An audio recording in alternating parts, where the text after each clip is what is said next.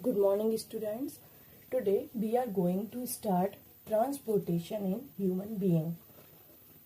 इस चैप्टर में इस टॉपिक में हम देखेंगे कि ह्यूमन बीइंग में जो यूजफुल सब्सटेंस होती हैं और जो वेस्ट मटेरियल होता है उसका ट्रांसपोर्टेशन बॉडी के एक पार्ट से दूसरे पार्ट में कैसे होता है। तो स्टूडेंट, हमने प्रीवियस सेक्शन में पढ़ा था कि जो स्मॉल इंटेस्टाइन होती है वहां पर जाकर फूड का डाइजेशन होता है और उससे जो न्यूट्रिएंट्स मटेरियल एब्सॉर्ब किए जाते हैं वो ब्लड के थ्रू बॉडी के सारे पार्ट में पहुंचाए जाते हैं। इसी प्रकार से जो रेस्पिरेटरी सिस्टम होता है उसमें लंग्स के थ्रू ऑक्सीजन एब्सॉर्ब की जाती है और फिर ये ऑक्सीजन ब्लड वेसल्स के थ्रू बॉडी के सारे पार्ट में सप्लाई की जाती है। इसके लिए हमारी बॉडी में ब्लड कैपिलरीज का नेटवर्क फैला होता है जो पूरी बॉडी में यूजफुल एंड वेस्ट मटेरियल को एक पार्ट से दूसरे पार्ट में पहुंचाने का काम करते हैं। तो हम सबसे पहले देखेंगे कि ह्यूमन में ट्रांसपोर्टेशन किस प्रकार से होता है यूजफुल एंड वेस्ट मटेरियल का। तो स्टूडेंट, इसके लिए ह्यूमंस में ब्लड पाया जाता है। ब्लड के थ्रू ही बॉडी के एक पार्ट से दूसरे पार्ट में food material, oxygen, carbon dioxide and nitrogenous waste material का एक पार्ट से दूसरे पार्ट में सप्लाई किया जाता है। तो जो ब्लड होता है ह्यूमंस में, ब्लड टू पार्ट से मिलकर बना होता है। इसके टू पार्ट होते हैं। फर्स्ट पार्ट इसका लिक्विड होता है और सेकंड पार्ट इसका सॉलिड होता है। ब्लड का फर्स्ट पार्ट प्लाज्मा से मिलकर बना होता है और जो सेकंड पार्ट होता है वो रेड ब्लड सेल्स और व्हाइट ब्लड सेल्स से बना होता है। तो जो प्लाज्मा होता है वो ब्लड का 55% बनाता है।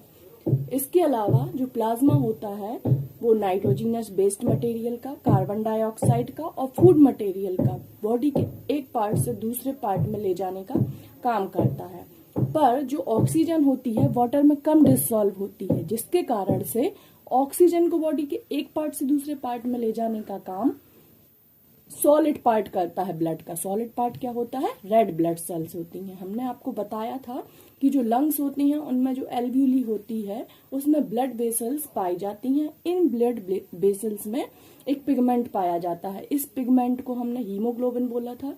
ये हीमोग्लोबिन रेड ब्लड सेल्स में ही पाया जाता है जो ऑक्सीजन को एब्सॉर्ब करता है और इन ब्लड वेसल्स के थ्रू बॉडी के सारे नीडफुल पार्ट में पहुंचा देता है। स्टूडेंट्स, यहाँ पर मैंने आपको बताया कि हमारी बॉडी के सारे पार्ट में ब्लड का सर्कुलेशन होता है। तो इसके लिए हमारी बॉडी में एक ऐसा इंटरनल ऑर्गन होना चाहिए जो बॉडी के सारे पार्ट में ब्लड को पंप कर सके। तो हमारी बॉडी में ब्लड को पंप करने के लिए एक इंटरनल ऑर्गन पाया जाता है, इसे हम हार्ट कहते हैं। तो आज हम इधर पर ह्यूमन हार्ट के बारे में पढ़ने वाले हैं कि ह्यूमन हार्ट का स्ट्रक्चर कैसा होता है और ये किस प्रकार से फंक्शन करता है। इधर पर हमने देखा कि जो ह्यूमन हार्ट होता है वो ब्लड को पंप करने का काम करता है। इसके अलावा जो ह्यूमन हार्ट होता है उसका जो स्ट्रक्चर होता है वो हमारी जो रिस्ट होती है, मुट्ठी होती है, उससे थोड़ा बड़ा होता है। इसके अलावा जो ह्यूमन हार्ट होता है उसका वेट 250 ग्राम टू 350 ग्राम होता है। तो अब इधर पर हम ह्यूमन हार्ट का स्ट्रक्चर देखने वाले हैं। आपको पता है कि जो ह्यूमन हार्ट होता है उसमें कार्बन डाइऑक्साइड रिच ब्लड और ऑक्सीजनेटेड ब्लड दोनों ही प्रेजेंट होते हैं। इसके कारण से जो ह्यूमन हार्ट होता है उसमें 2 डिफरेंट पार्ट पाए जाते हैं, जिसमें से एक पार्ट में डीऑक्सीजनेटेड ब्लड या इम्प्योर ब्लड पाया जाता है और दूसरे पार्ट में प्योर ब्लड या ऑक्सीजनेटेड ब्लड पाया जाता है। तो हम इधर पर देखेंगे कि जो हार्ट के जो 2 पार्ट दिख रहे हैं, एक आपको ब्लू पार्ट दिख रहा है और एक येलो पार्ट दिख रहा है। जो ब्लू पार्ट है एक 2 चैम्बर में डिवाइड होता है। इसे हम क्या बोलेंगे? राइट पार्ट बोलते हैं हार्ट का। और सेकंड साइड होता है लेफ्ट पार्ट हार्ट का। तो जो राइट पार्ट होता है हार्ट का वो 2 चैम्बर में डिवाइड होता है। फर्स्ट चैम्बर इसका कहलाता है राइट एट्रियम। राइट एट्रियम इसे बोलते हैं। इसके अलावा इसको ऑरिकल भी बोला जाता है। दूसरा पार्ट होता है इसका down side right ventricle. Means जो राइट पोर्शन है हार्ट का उसको 2 पार्ट में डिवाइड किया गया, first right atrium and second right ventricle. इसी प्रकार से जो लेफ्ट पोर्शन होता है, लेफ्ट पार्ट होता है हार्ट का, उसे भी 2 पार्ट में डिवाइड किया गया है, first left atrium and second left ventricle. इधर भी हम एट्रियम को लेफ्ट ऑरिकल भी बोल सकते हैं और ये है लेफ्ट वेंट्रिकल।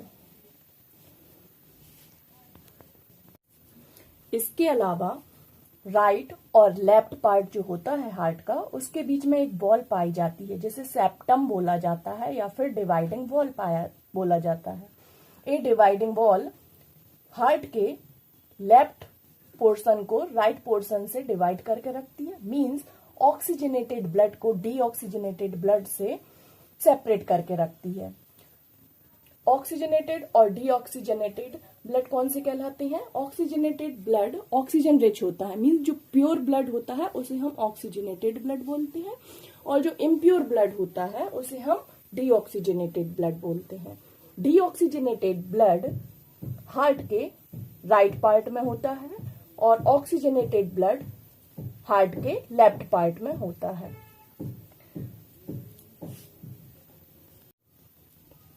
स्टूडेंट्स, जो हमारी बॉडी होती है उसमें आर्टरीज और वेन्स दोनों ही प्रेजेंट होती हैं। ये आर्टरीज क्या होती हैं? आपने देखा होगा अपने बॉडी में जो रेड कलर की थिन ट्यूब दिखाई देती होंगी आपको, उसे हम आर्टरी बोलते हैं। ये जनरली दिखाई नहीं देती हैं, पर बॉडी के कुछ पार्ट में इन्हें देखा जा सकता है। आइज के ऊपर हम इन्हें देख सकते हैं और कुछ अदर पार्ट में भी देख सकते हैं। तो जो आर्टरीज होती हैं बहुत ज्यादा थिन होती हैं। इन आर्टरीज को जब आप देखोगे तो ये रेड कलर की दिखाई देंगी। रेड कलर की क्यों है ये? क्योंकि इनमें प्योर ब्लड होता है या फिर ऑक्सीजनेटेड ब्लड होता है।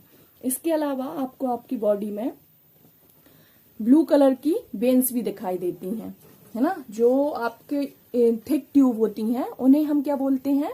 वेन्स बोलते हैं। इन वेन्स में इम्प्योर ब्लड सर्कुलेट होता है या फिर डीऑक्सीजनेटेड ब्लड सर्कुलेट होता है।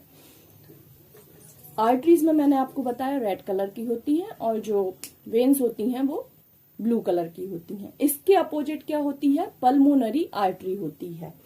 आर्टरी रेड कलर की होती है, पर जो पल्मोनरी आर्टरीज होती हैं वो क्या करती हैं? ब्लू कलर का ब्लड या डीऑक्सीजनेटेड ब्लड को सर्कुलेट करने का काम करती हैं। और जो पल्मोनरी वेन्स होती है, जो नॉर्मल वेन्स होती हैं वो किस कलर की होती हैं? ब्लू। पर जो पल्मोनरी वेन्स होती है वो क्या करती है?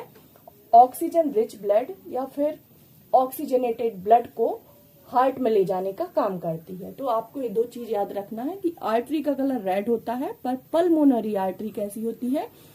ब्लू कलर की होती है या इम्प्योर ब्लड को सर्कुलेट करती है।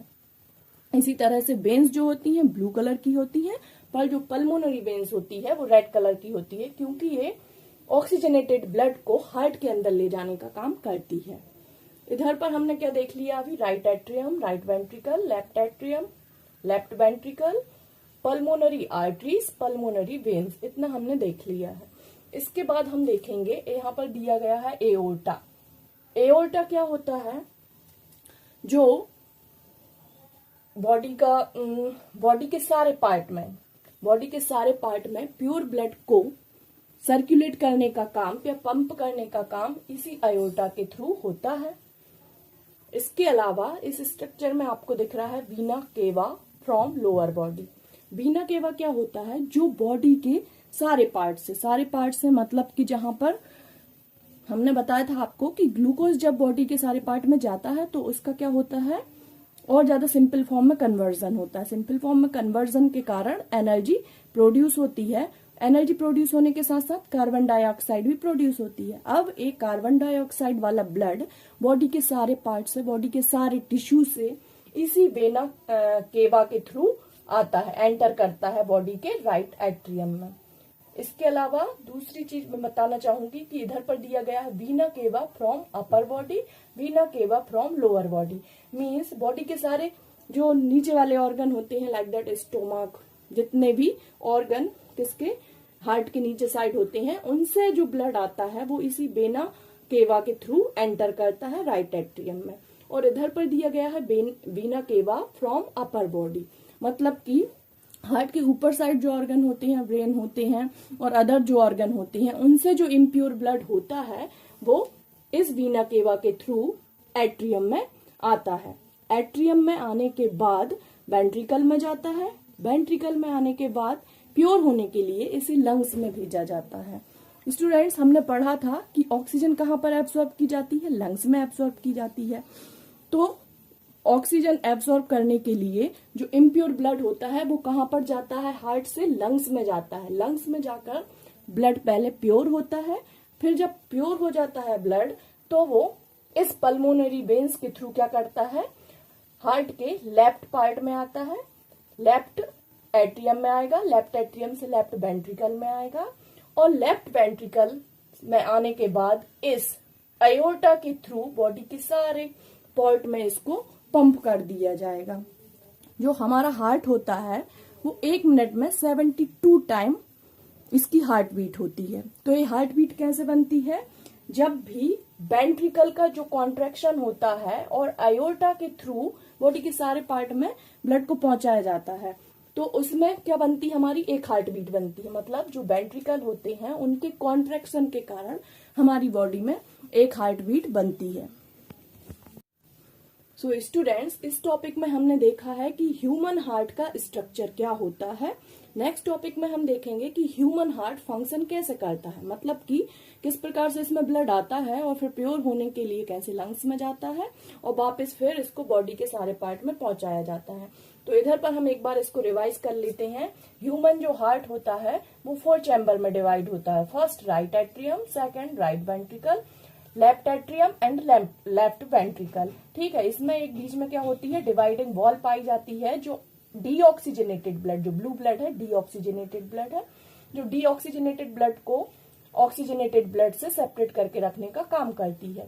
इसके अलावा यहाँ पर अयोर्टा पाया जाता है। अयोर्टा क्या करता है? बॉडी के सारे पार्ट में प्योर ब्लड को ले जाने का काम करता है।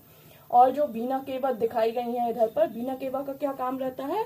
बॉडी के लोअर बॉडी जो लिखा है वीना केवा from lower body means body के नीचे वाले पार्ट से इम्प्योर ब्लड को एट्रियम में एंटर इसी वेना केवा के थ्रू होता है और जो बॉडी के अपर बॉडी पार्ट है वो भी वीना केवा के थ्रू ही एट्रियम में एंटर करते हैं। और इसके अलावा मैंने आपको आर्टरी के बारे में बताया कि नॉर्मल जो आर्टरी होती है उनका कलर रेड होता है, पर जो पल्मोनरी आर्टरी होती है उसका कलर ब्लू होता है और जो नॉर्मल वेन्स होती हैं वो ब्लू कलर की होती हैं। डीऑक्सीजनेटेड ब्लड इनमें रहता है, पर जो पल्मोनरी वेन्स होती है उसमें ऑक्सीजनेटेड ब्लड हार्ट के अंदर एंटर करता है। तो स्टूडेंट्स, आपको यदि इसमें से कुछ समझ में नहीं आता है तो आप मुझसे क्वेश्चन कर सकते हैं। और नेक्स्ट टॉपिक में हम पढ़ने वाले हैं कि ह्यूमन हार्ट किस प्रकार से फंक्शन करता है। Thank you so much students.